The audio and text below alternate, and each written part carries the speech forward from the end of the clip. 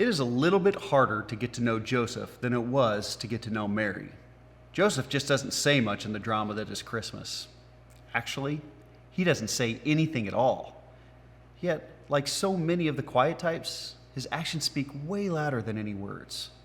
When we first meet him, the Bible says that Joseph is betrothed to the young Mary. Now, it might be important to understand what's going on here. You see, getting married in the first century involved three main steps. First was the engagement. This was actually a formal ceremony in which you publicly promise yourself to one another. This step gets the wedding ball rolling. The second step was the betrothal, and it was a legally binding step.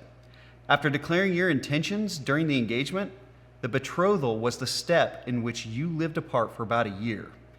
Legally, you were husband and wife, but you do not share the same house or bed yet. Now, the third step is the wedding service itself. It is in this stage that the whole village gathers to celebrate and to bless the couple. But it is the second stage that we find Joseph, who would have been caught up in all of the physical and emotional energy of preparing a new home for his soon-to-be bride. He's probably fantasizing of love and happiness, expectations and longings, and counting the days until he could bring his new bride home. And then Mary was pregnant.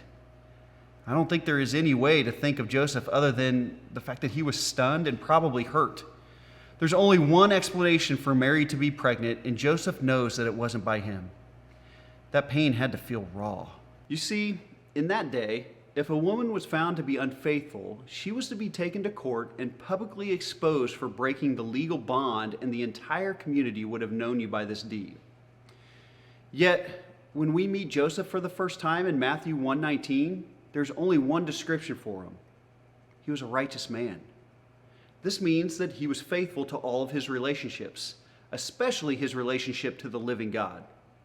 To God, Joseph was a right relationship type of man. And then Joseph does something rather incredible, at least for a quiet, unassuming, small-town young man. Rather than exercising his right relationship with the law, he seeks a right relationship with Mary. Quietly, not only because that's who he is, but because he doesn't want Mary to experience any shame.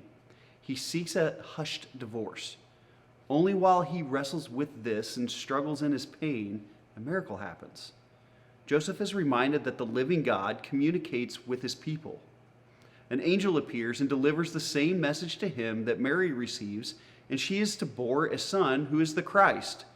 God there, guiding in a path of righteousness. It is truly incredible.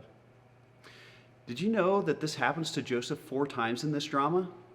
First, God does this to explain Mary's pregnancy in Matthew 1:20-21. Next, to tell Joseph to pack their bags and flee to Egypt to escape Herod's mass extermination program in Matthew 2:13. Third, to let him know that he was safe to return back to Palestine in Matthew 2:19 and 20. And finally, to warn him to stay away from Judea and return to Galilee in Matthew 2:22-23. I guess this is my point. The living God meets us in our pursuit of righteousness. I don't think it is God's desire for us to linger in confusion. God guides and gives us a path. Maybe that should be your Christmas gift this year. That you write your relationship or relationships, and that you can be found as a righteous man or woman. Your gift is the joy that comes with the birth of Emmanuel, and that God with us will meet you exactly in that place.